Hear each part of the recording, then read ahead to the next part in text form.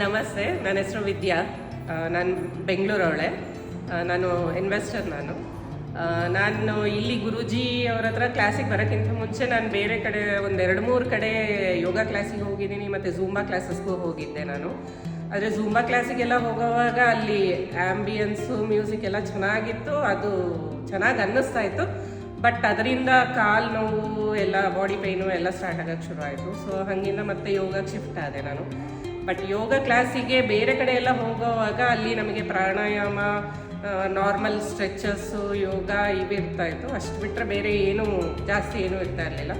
But ಇಲ್ಲಿ ನಾನು ಗುರೂಜಿ ಅವ್ರ ಹತ್ರ ಬಂದಾಗಿಂದ ಇಲ್ಲಿ ಬರೀ ಯೋಗ ಅಂತಲೇ ಅಲ್ಲ, ಅದ್ರ ಜೊತೆಯಲ್ಲಿ ನಮಗೆ ಎಷ್ಟೊಂದು ಥೆರಪಿ ಕ್ಲಾಸಸ್ ಎಲ್ಲ ಹೇಳ್ಕೊಡ್ತಿದ್ದಾರೆ.